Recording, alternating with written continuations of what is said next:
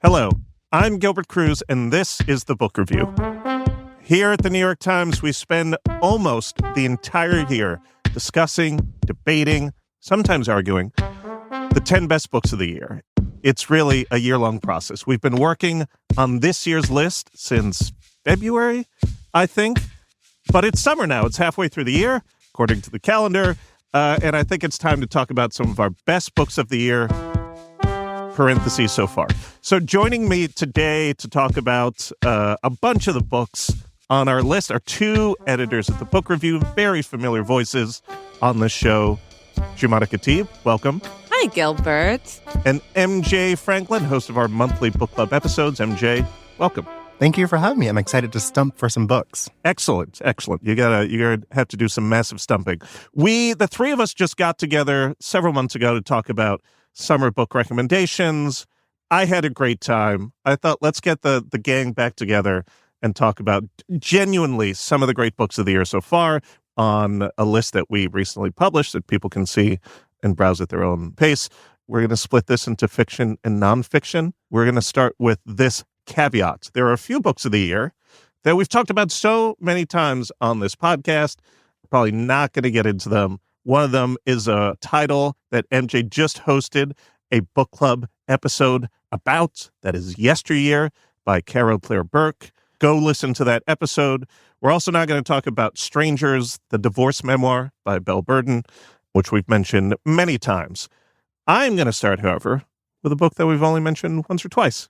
A book called Whistler, thank you, by Ann Patchett. I can't whistle. I can. Okay. Whistler by Ann Patchett. We all know Ann Patchett. She is a great literary citizen. She's out there on the internet lifting up other books. She is one of the more popular authors on the border of literary fiction, popular fiction. She also owns a bookstore that I've been trying to get to for years and years down in Nashville. And she has a new one. This is about a middle-aged woman who runs into her former stepfather one day at the Metropolitan Museum of Art. They haven't seen each other in many decades. He was her stepfather for a couple years when she was young, and then her mother separated from this man. They reconnect. This encounter leads to them reflecting on an incident from their past that they shared, a very dramatic incident. And the woman in particular starts to think about what this has meant to how the rest of her life has played out. What has it meant about her relationship to her mother? What has it meant about memory and family and how she has turned out as a person? I love this book. I think it is not surprising to anyone who has read Ann Patchett over the course of her career that we can discuss this. It feels like she's in a different phase. Like she started with these very high concept, or maybe not high concept, but high drama books like Bel Canto and State of Wonder. And now she is in a phase in which the stories are very personal, more delicate. There's personal drama, but there's not a lot of like drama. I think they're sort of sweet. I'm thinking of Tom Lake, her last book as well. Loved Tom Lake. I loved it too. Good things happen to good people. Is it just good things happening to good people? Here's a question. We talk about this a lot when we are debating the best books.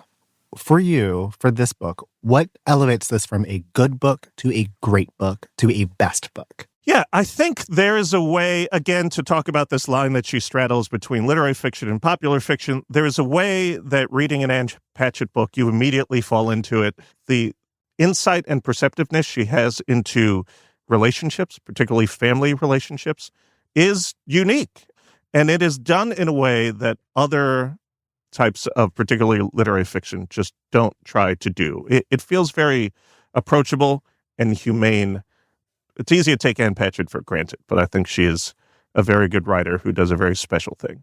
I read this was like a one-sitting book for me. It was a one-bath book because I was on vacation. I was overstimulated. I was ready to murder the friends I was with, and I said, do not disturb. And I emerged pruny and appreciative of the relationships I had in my life. It also made me think of the time that I was at the Met with my mom, and there was a very persistent guy following my mom around the gallery, obviously hitting on her, and I was convinced I was going to leave the Met with a stepdad. Wow. We have to have your mother on the podcast. No, we don't. Shimana, I'd love for you to talk about a book, a very, very large book that has come out this year that I know you're a fan of. Okay, so this is The Calamity Club by Kathryn Stockett. And as Gilbert said, it is a big, bursting at the seams, kind of joyfully overstuffed book by the author of The Help. And it's been a long time since she's had a book come out because The Help really took on a life of its own. And this is a very different type of story. It's still set in the South. We're in the Mississippi Delta. We meet Birdie, who is actually, it's one of the great opening scenes I've read this year, actually. We meet Birdie, who is this sort of like gangly 24-year-old woman. She's a bookkeeper. She's in the pharmacy, and she has to buy basically every single condom that they have in the pharmacy. It's like 1920s Mississippi, right? Mm-hmm. And she's dodging people she knows. So Birdie is one of our main characters. The other main character is Meg, who is this plucky, lovable, intelligent, fierce orphan who has suffered the particular wrath of the sort of overseer of the orphanage. She's really made to suffer, but she's a tenacious kid. I think she's like 12 or something, and she's really, really got a lot of self-possession. So Birdie's family is in a financial crisis, so Birdie has to go to her sister, ask for money. This is where she meets Meg, because she starts volunteering at the orphanage. I told you this was overstuffed. Joyfully overstuffed. Please remember, joyfully overstuffed. Anyway, before long, their lives intersect. There is illicit activity going on, and this is a book that moves. There's a lot of plot. It's exciting. And it's funny. I so rarely laugh at books. I don't know why. I was picked up enough as a child, but I don't laugh much at books. But this was funny and lively and just like, yeah, it's great. Can I tell you, I had my guard up a little bit because I have a lot of complicated feelings about The Help. Yeah. And I also got swept away. I think because it's just so entertaining.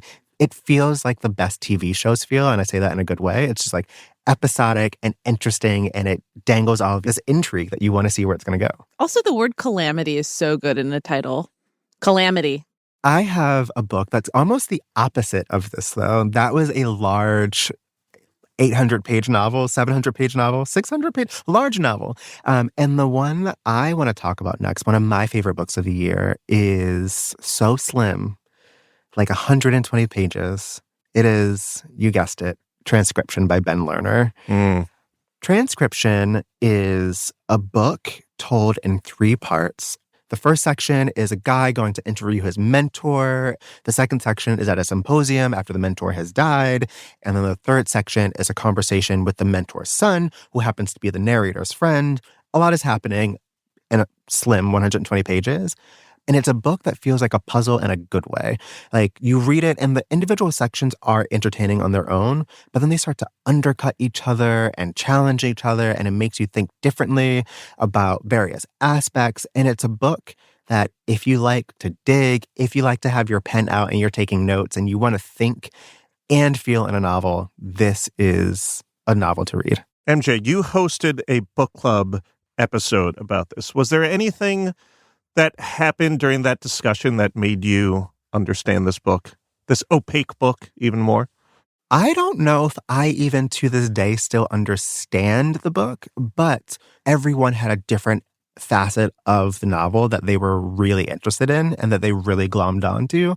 And I think that gets at why I think it's one of my favorites of the year and why I think it's a best book of the year. And that is, you get the sense, almost like a diamond, there's been so much pressure put on and so much stuff, like just like compact it down, and it's created this little gem of a book. That's really hard to do. It's hard to write long and keep people entertained. It's hard to write really brief and opaque and keep people entertained. And Ben Lerner does that in this book. And I think he does that with all of his books, actually. But there's something so special about this one. Yeah, it's amazing. Like, when we discussed this in a bigger group, I was amazed at what people took away from it. It's sort of like a Rorschach test almost. I don't know. I still don't know what to make of this book entirely. What I want you to take away from it is that the book is great. Okay. Be on my side. Be on my team on this. Okay. I have a book that is also a swerve from Transcription. This is The Keeper by Tana French. Tana French, who is a sort of goddess to a lot of people. I had never read Tana French before this. And readers, I am here to tell you that you can really choose your own adventure because The Keeper is the final installment of a trilogy. And I decided I was going to just burst through that obstacle like the Kool-Aid man, and I still had... I almost did a literal spit take in the studio. Oh, yeah. Oh, yeah. So, readers, you can learn from my experience. There, thank you. So, this book follows Cal Hooper, who is a retired Chicago cop that moves to rural Ireland, the fictional village of Ardnakelty. He was debuted in Tana's 2020 book called The Searcher, and then soon after came The Hunter, which is the middle volume, and now we're at The Keeper. And over the progression of Cal's life in Ireland, we see him go from the outsider and trying to like interpolate this really, really closed, almost suspicious community, suspicious of outsiders at the very least. But by the time we get to The Keeper, he has a fiance, he has friends, he's got drinking buddies. And the crime at hand is that a sort of sweet, beloved local girl is found dead, drowned in a river. And her boyfriend is the son of this cigar chomping like bigwig. Like he's rich, he's connected, he has like designs for the town that are controversial. And soon Cal is brought in to investigate the death. And all is not as it seems, of course not. And I think Tana French is great at writing about how rumor and insinuation and gossip all contribute to the atmosphere of a tiny town like this. And it's very gripping and engrossing, and you feel like you're in the barroom with Cal and the other local gentlemen. It's fun. It's fun. That word you mentioned, I think, atmosphere, is totally gets at what makes this book great. When you think of a thriller, or at least when I think of a thriller, I think of action and like incident and explosions. And there are stakes and deaths that happen here, but like really how she's able to create an atmosphere, a world, a town, a community, and just have you, the reader, get lost in it is tremendous. The climax, such that it is, arrives like a swell. I didn't see, I knew the pressure was ratcheting up, but it like when that climactic scene comes, it kind of hits you full force. And a lot of people talk about how Tana French is able to do both the really eloquent, engaging sentence and also have the action move. And she, you know, you're able to have both in all of her books. I understand why people are obsessed with her. So I think it's time, friends. I have a book that I've been stumping for hard this year, and that book is Ken by Tayari Jones. You've been talking about this since January? Since the end of last year? Is that possible? Yeah, and it was also a book club, so I made readers in the building and outside of the building read it with me. Putting your finger on the scale here. I love this book. It's so good. So Ken is Tayari Jones's latest. You may remember Tayari Jones from her book An American Marriage. This is a very different type of story because it's a story about family and sisterhood. It's about these two orphan girls, Annie and Nisi, and when they're babies, both of their parents abandon them for a variety of reasons. One through death. One's mother is killed by her father and the father runs away, and then the other from abandonment. Her mother leaves her with another family member and flees, and she doesn't know where they are. They grow up together, and they have nobody except each other. Then they turn 18, and they decide, we need to make our own way in life. And they go on their separate paths, trying to carve out their own future, but then also to find the family they never had, whether that is developing your own family and your own relationships or hunting for your mother. I don't want to say more because this book goes places, but The thing that I love about it is that for me, it is the platonic ideal of a novel. It gives you rich, immersive characters that you root for.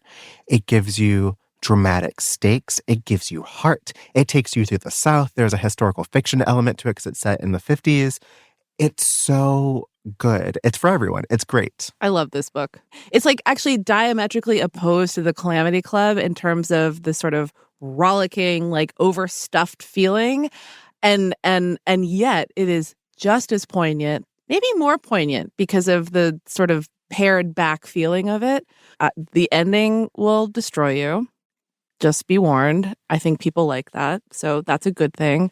And the characters are wonderful. And she's just such a pleasure to read. I love this book. It also gets at that feeling of like, what does it feel like? What does it mean to find your person in life? In this case, these girls find each other.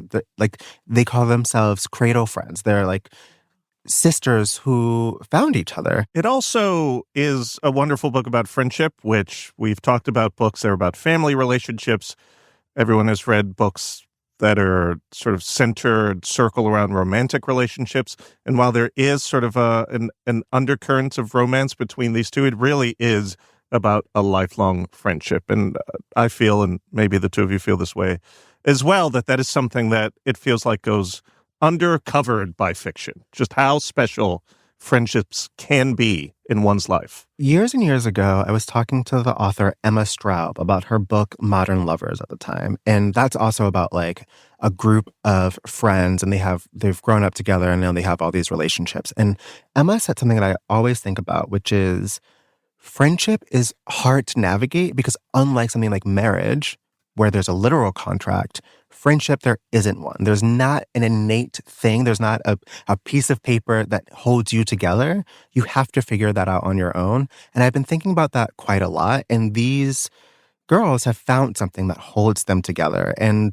Tayari Jones is so beautiful at illustrating what that is. Even as literally in the book, they're apart for so much of it, but you feel that they're together and they live together in you, the reader. All right. I am going to very, very quickly talk about truly one of my favorite books of the year. This is called This Is Where the Serpent Lives by Daniyal Mueenuddin. This is a series of 4 interconnected stories following 4 loosely connected characters in Pakistan. It opens with Zayd, who is abandoned on the street and becomes the driver for this wealthy landowning family.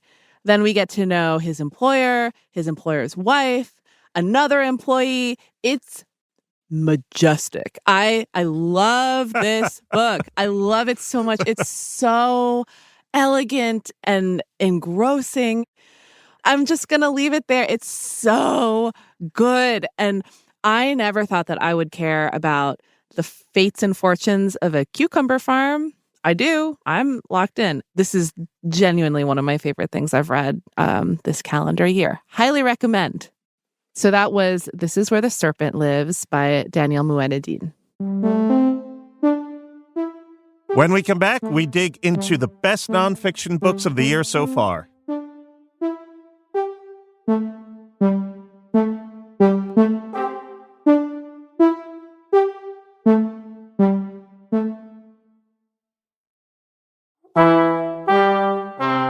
All right, MJ and Jumana, now we're going to talk about some of the best nonfiction of the year so far. MJ, start us off with the title that you have there. So that is Fear and Fury by Heather Ann Thompson. Gilbert, you mentioned this in a seasonal preview, and I hadn't heard of the book at the time. And you were like, have you heard of Bernie Goetz? And I said, I actually have not. This is, if you grew up in New York in a certain time period, you know who Bernie Goetz is. Then can you set up Bernie Goetz, and I'll take away the book. The core of the story is this thing that happened back in New York in the 80s, in which a man named Bernie Goetz was on the New York City subway. He was approached by a group of unarmed black teens, and he pulled a gun out and shot a bunch of them. He fled. He eventually turned himself in. There was a court case that sort of tore the city in half. He became, to many people in New York, someone who was fighting back against all the crime that was happening in New York in the 1980s. And of course, there were lots of people who were like, these young men were not doing anything to you. This is just another sign of white privilege in the big city.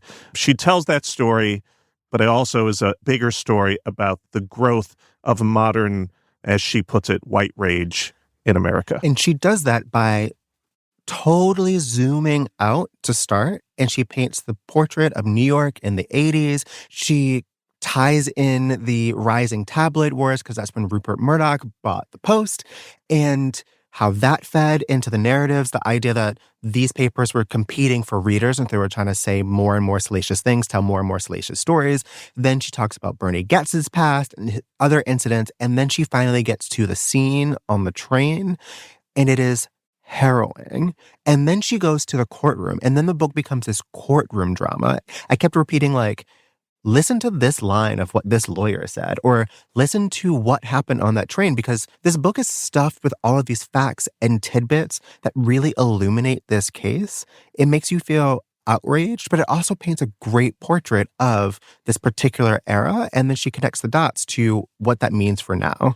It really is also just a wonderful example of how something can be so famous in its time, and that time was not that long ago. And yet there are many people just like you, MJ, who did not grow up in New York. This is completely new to them. And what I think makes this a great book, a best book, is the meticulousness with which Heather Ann Thompson constructs that scene, constructs that trial, constructs the environment of New York at that time. There are about 60 pages of endnotes at the end, and you'll be reading and you'll see a claim or hear a quote, and you're like, how is this real? And then you go back to the endnotes, and it's all there. She, in creating this book, has done so much research to bring this to the page for contemporary readers. And I hope this doesn't sound like it's a dry book. I am not someone who typically thinks of myself as a nonfiction reader. I'm in fiction land all the time, but you get totally pulled in. You learn quite a lot. You feel quite a lot. And it's just done with such care and intensity and research and skill. That's what Heather Ann Thompson has achieved here. I have a book that has some things in common with Fear and Fury. I think the sort of immediacy of political atmosphere is one of them, but this is a memoir. This is called Dangerous, Dirty, Violent, and Young by Zayd, Ayers, Dohrn. And the author is the son of two former members of the 1960s radical group, the Weathermen, Bill Ayers and Bernadine Dohrn. And when he was born, his parents were already established radicals, and much of his childhood was spent literally on the run. Like, I listened to this book. He's a wonderful narrator, and I really recommend it because hearing his own childhood memories in his voice adds a dimension to this that, like, it almost takes you out of the sort of high stakes political context, because he talks about how one of his earliest memories, it was almost like a game he played with his parents. How do you spot a plainclothes cop? And I can totally imagine that being framed as a game, but I also feel, reading this as an adult, the life or death stakes for the kid. And it's a really complicated inheritance, to say the least, because I think as he is writing this book, he's able to see that his parents didn't always put his own safety or well-being over their political affiliations, and sort of grappling with that. I think every child has that moment when the mythology around their parents or their family begins to crumble. This is just, obviously the stakes are so much higher because your parents were on like an FBI wanted list. And it took the author decades to be able to really, really commit this story to paper. And I think it's a remarkable achievement. And at the risk of sounding like little Kathy Bates. Our reviewer for this book was Dana Spiata, who is possibly my favorite living American writer. And she did such a good review of this book. And everybody should go read that if you're at all interested. I like that. A plug within a plug. Plug within a plug within a plug. I am going to talk about another memoir. First of all, that sounds amazing. And I want to read that immediately. You really sold me on that. This one is just, again, not to be myself, but just a nice, slim, quick read. This is a book called Trash. It's by a man named Simon Paré-Poupart. It's originally written in French. It was translated into English by Pablo Strauss. And it is about a garbage man who lives in Montreal. He's not just any garbage man. He's like a philosopher trash man. He is someone who went to university and he got a master's. And for the past 2 decades, sort of part-time, he has also worked on various garbage routes in Montreal. And he tells the story of all the people he meets along the way who also do this work. He makes a case for the dignity and importance of this work. You learn a lot of things about what it's like to be knee-deep in trash bags in the middle of the summer, the toll that this work takes on the human body when you're working 8 to 10 hours a day, just picking up heavy bags of garbage and tossing them into the back of a garbage truck. It's incredible. It's also this undercurrent of like anti-capitalism almost. He's sort of making this case that maybe we all inherently understand but never want to address, that we are just a society that consumes all the time and throws it out. We consume and we dispose. And we're doing that more than any civilization has ever done in human history. And it is his job to take all that stuff and take it away from you so that you never have to see it and you can feel clean and you can feel that you live in a society that works. It's a remarkable memoir. I have not read this, and I need to because it sounds like something so up my alley. It illuminates a figure that you see every day in your life. I wonder what their life is like. I wonder what they're thinking about. I wish I had a peek. And this book gives you a peek, it sounds like, from this person's own perspective, from their own eye. And then it gets philosophical. Count me in. I don't know if it's because there is an exclamation point in the title, but I do feel like this is prime for Broadway adaptation. I would watch the hell out of a Broadway show about trash. Can you imagine the dance numbers? I'm sorry, is it a play or is it a musical? No, musical number. What would some of the songs be called? Other than opening number, trash, exclamation points, parentheses, I love it, or something like that. What are some other numbers? I love it. Well, this would naturally be a bilingual affair. Mm-hmm. La poubelle. I don't know what that means. That means trash in French. Oh, okay. We would get some like Leonard Cohen deep fake to... Leonard Cohen from Montreal. Yeah. Very sad, deep voice, second to last number. Mm-hmm. He's singing about the loneliness of being a trash man, but also the woman that he met along his route who he has been in love with for many years. But he doesn't know if she's married, and he hasn't really decided whether he should go through her trash or not. I love a podcast because come for some book recommendations. Stay for the fan casting of a trash musical. Rash. I have another one. This is London Falling by Patrick Radden Keefe. Patrick Radden Keefe is back. This is his latest, and it is a sweeping crime story about a 19-year-old kid who was found dead on the banks of the Thames. It turns out he had been pretending to be a Russian oligarch and hanging out with literal London gangsters. And Patrick Radden Keefe is digging into how do they meet, what were the connections, what were the ruses that they were all telling each other. What makes this book spectacular, though, is his eye as he's unfolding this story. Story is the main thing I want to emphasize here. His storytelling is peak. It actually opens with this view of the MI6 building, and then it pans down to the Thames, and then he goes into the history of this family, and then he goes to London's crime scene and that whole history. At one point, we flash to Uganda, and he weaves all of this together to show how it all culminated in this really, really tragic death. The family at the center is mystified. They saw their son sliding into shady business, but also he was grown at this point. He's 18. He's legally an adult. He can do what he wants. Then they can't find him. And so you get this like story of this family not sure how to save their son.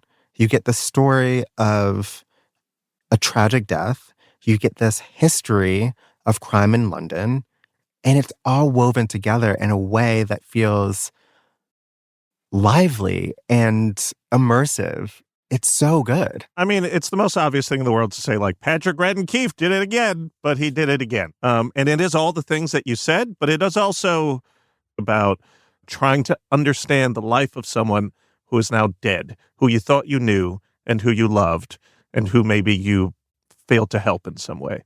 I found it in the end, very moving. All right. I have a last book that I want to discuss. This is probably some of the best reportage I've encountered in a very long time. This is Days of Love and Rage by Anand Gopal. This is a book of the Syrian Revolution told through the lives of the inhabitants of one town, Manbij in Syria.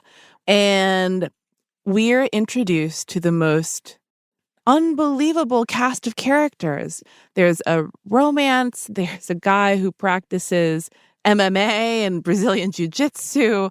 There's the guy that owns the cell phone store. I mean, the level of detail about these individuals is astonishing. I cannot even imagine how the author was able to stitch together all this information, especially,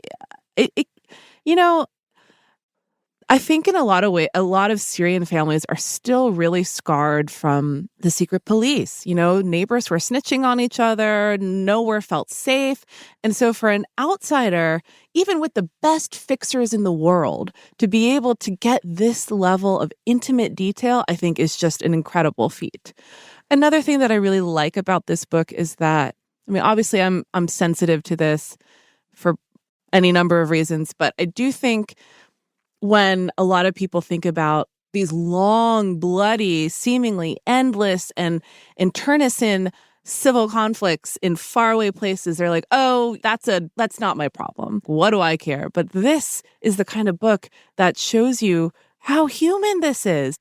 And it's the value of having really intensely character-driven narratives. And when it became clear to me just how entwined all these seemingly discrete individuals, how entwined their lives are, I actually had to pause the audiobook and take a minute.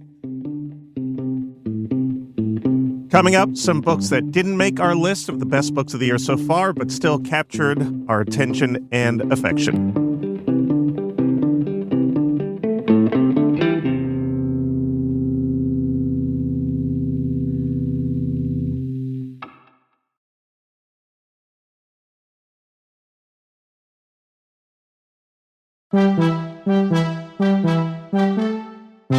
So, Jumana and MJ, I think we've established how serious we are about our best books of the year so far, how intensely we discuss these books in the room, how closely we read them. Everyone should go read our full list. I think we should talk about just some books that we loved that weren't on this list. I'm going to go first. Are you going to go first? Clear the decks. Okay, I love American Han by Lisa Lee. Can confirm. Yeah, because MJ sits behind me and I'm just sort of like, hey, have you guys heard about American Han? And everybody's like, yeah, from you freak. It's so good. So this is a debut novel. This has been an amazing year for debuts. Agreed. I will admit this is the first time in recent memory that a blurb has gotten me to pick up a book because Percival Everett blurbed this book and I was like, oh, he says it's good. It's got to be good. Turns out Lisa Lee studied with Percival when she was doing her PhD in creative literature, which is how she's kind of insane because nobody gets a PhD in creative literature. The book follows a Korean-American woman named Jane. We meet her when she's in law school. She's living in San Francisco. She grew up in Napa Valley. Her brother's a cop. Her parents are getting divorced. But Lisa Lee has comedic timing. She has emotional insight. She's able to stage scenes in such a beautiful way. There are all sorts of contemporary issues about police brutality and anti-Asian hate. And I can't say enough good things about this book. I think I described myself as being Tom Cruise on Oprah's couch crazy about this book, and I can confirm that is still the case. He was just enthusiastic. I am enthusiastic. About his love for Katie Holmes. Yeah, my Katie Holmes is a debut novel called American On. Just metaphorically jumping on a sofa right now. I also have a debut novel, and that is Lost Lambs by Madeline Cash. This came out in, January? And it was like the hot book of the season. I say that because I remember trying to get a physical copy around one of the early blizzards that happened in the year, and I could not find it. I stopped at so many bookstores. This is a silly, zany, playful family story. We have this family, it's crumbling for all types of reasons. The parents, their marriage is falling apart. One wants to open their relationship, the other does so reluctantly. They have a lot of drama happening in the relationship. They have 3 daughters. One daughter is dating a vet who may be a war criminal. One daughter is being radicalized online, and the other is a genius and maybe a conspiracy theorist. A lot is happening, but this book, it's so fun. Humor writing is hard. Humor writing is hard because you want something to be funny, but you don't want something to be overplayed. You just have to strike the right tone, and Madeline Cash does it. There's bits on bits on bits here. If you're looking for a good time, read Lost Lambs. And again, this is a debut, so this is an author who came out the gate swinging. I love to hear about debuts. I'm going to talk about someone who has been writing for decades. I'm going to talk about David Thompson. He has written a book titled A Sudden Flicker of Light, A Revisionist History of Movies.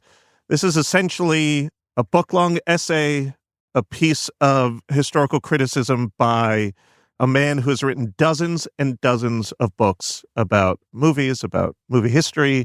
He has been an evangelist for movies over his entire career. Now he's in his 80s, and he's like, movies may be bad. Maybe it wasn't our best idea. And he teases out this argument over hundreds of pages.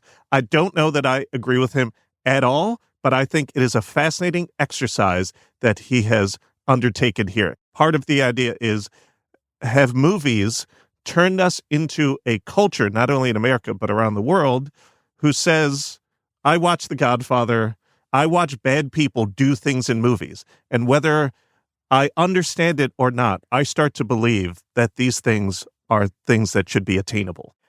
Gilbert, you love film. What was reading this argument against like for you personally? I don't agree with it. I think I am able to watch There Will Be Blood and not think, Daniel Plainview, that guy's got some ideas. He made some points. However, I also think someone like David Thompson, who has thought about film literally his entire life, I want to engage with the mind of someone who's thinking deeply about art. And even if you disagree with it, which I do, one of the wonderful things about criticism is seeing someone think through their argument on paper. And if you care about movies and you care about film as I do, this was a great experience. I loved it.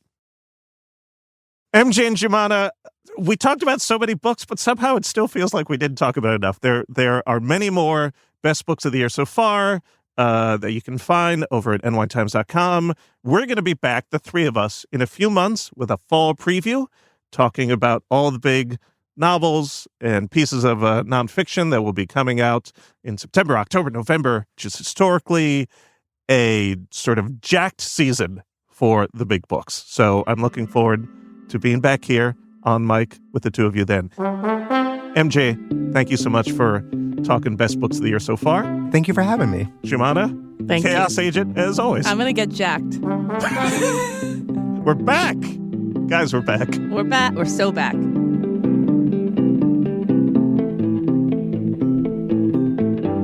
The book review is produced by Sarah Diamond, Amy Pearl, and Patricia Sulbadan.